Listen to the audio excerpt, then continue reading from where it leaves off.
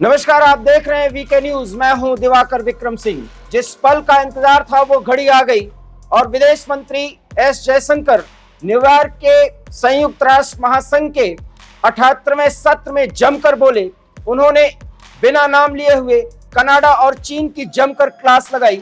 साथ ही उन्होंने ये कहा कि अब जो भी देश एजेंडा चला करके कुछ देशों को परेशान करने की कोशिश करते थे, अब वो ऐसा नहीं कर सकते, क्योंकि भारत ग्लोबल साउथ की आवाज बन चुका है।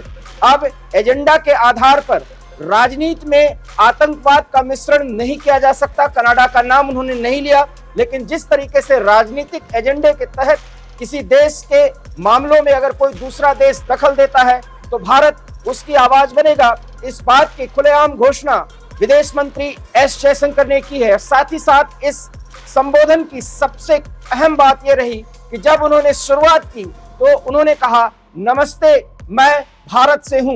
नमस्ते फ्रॉम भारत।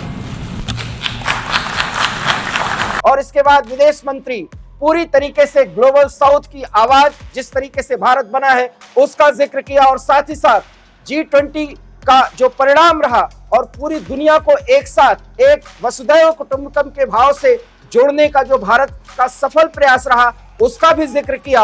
और साथ ही साथ ये भी बताया कि किस तरीके से अफ्रीकन कॉन्टिनेंट पूरी दुनिया के विकास के राह में एक नया आयाम जोड़ेगा और ये भारत के प्रयासों से हुआ, क्योंकि अब G20 G21 बन चुका है। वसुधैव कुटुंबकम का भाव अब पूरी दुनिया में गूंजेगा, ये एस जयशंकर ने कहा। और साथ ही साथ चीन और कनाडा का नाम लिए बगैर उन्होंने कहा कि जो लोग राजनीतिक एजेंडा चला करके कुछ देशों को परेशान करना चाहते हैं और उनके सामाजिक, राजनीतिक और आर्थिक ताने बाने को प्रभावित करना चाहते हैं, अब उनकी खैर नहीं है, ये उनका भाव था। और इस तरीके से संबोधित करते हुए उन्होंने एक बार G20 का जिक्र करते हुए फिर पूरी दुनिया से आह्वान किया कि पूरी दुनिया में शांति के लिए जब तक एक परिवार और एक सोच का भाव नहीं डेवलप होगा, तब तक इस तरह की समस्याएं आती रहेंगी। आपको बता दें कि जिस तरीके से कनाडा और भारत के बीच इस समय तनाव का दौर चल रहा है और खालिस्तानियों को प्रश्रय दे करके जस्टिन ट्रूडो, कनाडा के प्रधानमंत्री, जिस तरीके से सुर्खियों में आए हैं, उसका भी जिक्र उन्होंने बगैर नाम लिए हुए किया। और उन्होंने कहा कि राजनीति का आधार बना करके, अगर किसी के धार्मिक मुद्दों को आधार बना करके किसी देश की संप्रभुता पे अगर कोई चोट की जाती है तो उसकी आवाज भारत बनेगा। न सिर्फ आवाज बनेगा बल्कि पूरा पुख्ता इंतजाम करेगा पुरजोर विरोध का और उस समस्या के निदान का। बहुत ही अहम बात विदेश मंत्री एस जयशंकर ने की और उनकी बात पर तालियां भी बजाई गई।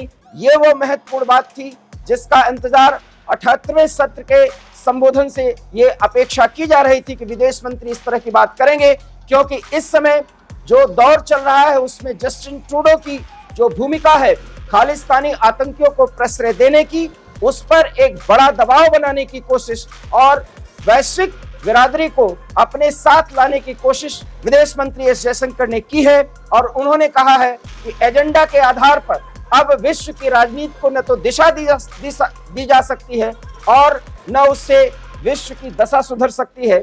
उन्होंने साफ तौर पे कहा, अब अगर विकास के रास्ते पर बढ़ना है तो इस तरह के एजेंडा को हमें पूरी तरीके से तिरस्कृत करना होगा, उसको बहिष्कृत करना होगा। न सिर्फ ये करना होगा बल्कि उसका निदान भी खोजना होगा। शायद इस बात की तरफ उन्होंने इशारा किया कि अब अगर एजेंडा के आधार पर किसी देश की प्रभुसत्ता पर चोट की जाएगी तो उसके खात्मे के लिए भारत एक आवाज बनेगा, आवाज उठाएगा। निश्चित रूप से कनाडा और चीन पर एक बड़ी चोट विदेश मंत्री एस जयशंकर ने UNGA के इस मीटिंग में कही है। फिलहाल उन्होंने संदेश दिया है कि भारत ग्लोबल साउथ की आवाज बनते हुए पूरी दुनिया में शांति के लिए अब बड़े प्रयास के लिए निकल चुका है और इस मुहिम में पूरी दुनिया शामिल हो चुकी है, क्योंकि भारत ने दिल्ली घोषणा पत्र के माध्यम से जो भी बातें और जिस पर सबकी सहमति बनी थी उसको आगे बढ़ाएगा और इसी से विश्व की शांति संभव हो सकती है। बहुत महत्वपूर्ण बातें उन्होंने कही है। और एक बार फिर हम आपको बता दें कि उन्होंने अपने संबोधन की शुरुआत नमस्ते भारत से मैं हूं, ये शब्द उन्होंने, ये वाक्य उन्होंने बोला, नमस्ते फ्रॉम भारत। और इसके बाद उन्होंने अपना संबोधन दिया और सीधे सीधे कनाडा और चीन को एक बड़ा संदेश दे दिया है कि भारत अब उनके सामने झुकने वाला नहीं है। समय आने पर वो कार्रवाई की जाएगी, वो राजनयिक पहल की जाएगी जिससे भारत की क्षेत्रीय अखंडता और उसकी प्रभुसत्ता पूरी तरीके से कायम रहे। उसे चुनौती देने वाले उनको पूरी तरीके से ध्वस्त किया जाएगा, उनका पुरजोर विरोध किया जाएगा और उन्हें भारत की मुख्य धारा में कतई शामिल नहीं होने दिया जाएगा। वीके न्यूज में फिलहाल इतना ही। देश और दुनिया की तमाम बड़ी खबरों के लिए आप देखते रहिए वीके न्यूज। दीजिए मुझे इजाजत। नमस्कार। वीके न्यूज, राष्ट्र के नाम।